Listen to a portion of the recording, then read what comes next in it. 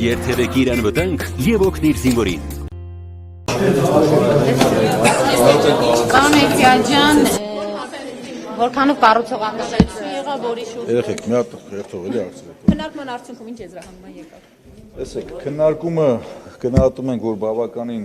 առողջ մթնոլորտում տեղի ունեցավ։ Մենք հասցրեցինք լսել եւ մեր գործընկերների մտահոգությունները եւ կարծիքը եւ ինչ առաջարկություններ են ըստ էության իրենք անում եւ մեր գործընկերներն էլ հասցրեցին լսել մեր խմբակցության падգամավորների եւ փորձագետների կողմից մեր մտահոգությունները եւ մեր վերլուծությունները։ Հանկարծ 4 քաղաքական ուժերի հետ կապված էր ձեր մտահոգությունը եւ փաստորեն կոնսենսուս է եղել այս հարցում։ Ըստ էության ոչ միայն այդ հարցի շուրջ է մեր քննարկումները տեղի ունեցել, մենք գտնում ենք, որ խորհրդարանը իրոք պետք է արտացոլի մեր ժողովրդի կամքը, կարծիքը, քաղաքական ուժերի ներգրավվածությունն ու ներկայությունը, միևնույն ժամանակ հնարավորություն ընձեռնելով եւ տրամաբանություն ունենա ներկայի եւ հետագա գործողությունների մեջ։ Պարոն Էգիաջյան, թե այս փոփոխությունները կյանքի են կոչվում,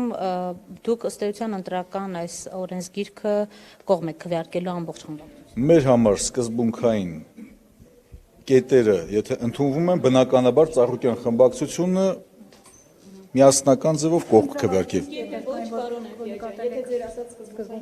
Եթեներով եկեք չառաջնորդվենք, մենք հիմա աշխատանքային փուլում ենք գտնվում, քննարկումների փուլում ենք գտնվում,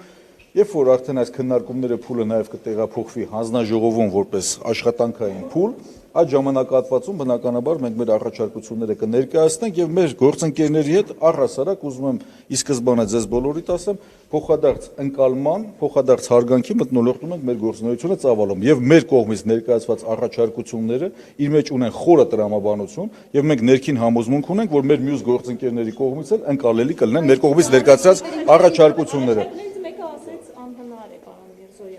Երկու առաջարկ եք արել, մեկը անհնար։ Տեսեք, քննարկումների փուլում գտնվող հարցերը չեմ կարծում, որ տեղին է համարել հնարավոր է թե անհնարն է։ Գործընթացը նոր է սկսվել եւ գործընթացը երբ որ կհասնի իր ավարտին, նոր կհասկանանք ինչն է հնարավոր եւ ինչը անհնար։ Պարոն Էգիաջյան, Արարատ Մուսարյանը նշեց, որ 4 ուժի հետ կապված 2%-ի շուրջ համաձայնության եք եկել, չէ՞ կարծում որ ցածր շեմ է, ինչու։ Ըստ էության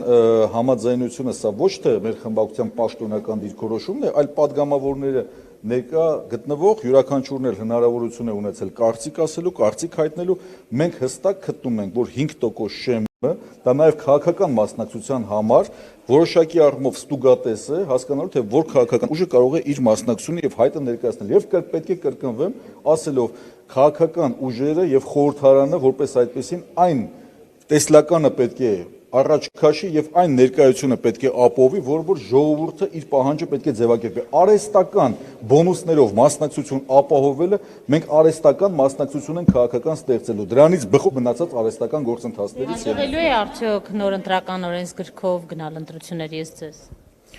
Այս փուլում մենք տրամադրված ենք միասին քննարկելու, միասին աշխատելու եւ ունենալու տարբեր քաղաքական ուժերի եւ ճիշտ հասկացեք, խոսքը գնում է նաեւ արտախորհրդարանական քաղաքական ուժերի կարծիքը լսելով եւ մի կարեւոր հանգամանք եւս եկեք հաշվի առնենք, որ մենք պետք է նաեւ հաշվի առնենք այն կարեւորագույն գործոնը, որ մեր երկրի քաղաքացին եւս պետք է ընդունի այս ընտրական օրենսգիրքը որպես հիմնական խաղի կանոնի փաստաթուղթ։ Պարոն Էգիաջյան, սկզբունքային է Ծառուկյան խմբակցության համար նոր օրենսգրքով գնալը, թե հնովել հնարավոր է ու կարելի է։ Հնի հետ կապված այնուամենայնիվ կիրառության մեջ դնելուց հետո թե քաղաքական ուժերը, թե մեր երկրի քաղաքացիները տարբեր խնդիրներ արձանագրեցին եւ այդ խնդիրները արձանագրելուց հետո պետք է միևնույն ժամանակ արձանագրենք, որ նպատակահարմար չէ հինով գնալը։ Պարոն Էգիաջյան, Վենետիկի հանձնաժողովի կարծիքը ըստ էության արդեն հաշվի չի առնվելու, եթե անգամ հասնի տեղ։ Ձեր խմբակցության համար սկզբունքային էր երկար ժամանակ Նաիրա Զոհրաբյանի հայտարարություններից դատելով։ Այս պահին ինչ իրավիճակ է։ Տեսեք, մենք այս հարցերի հետ կապված բազմաթիվ առիթներ ունեցել ենք խոսելու, ընդ որում Բարգավաճ Հայաստան կուսակցության ներկայացուցիչներով Ծառուկյան խմբակցությունը իր անձնական տարբերակներ է ներկայացրել ընտրական օրենսգրքի եւ Վենետիկի հանձնաժողովի բնականաբար գործառույթները շատ կարեւոր են եւ այս ժամանակահատվածի համար մենք պետք է քննարկենք եւ հասկանանք որքանով հնարավոր կլինի նաեւ իրենց փորձագիտական եւ մասնագիտական եզրակացությունը լսելու։ Այս պայմանությամբ մենք նախնական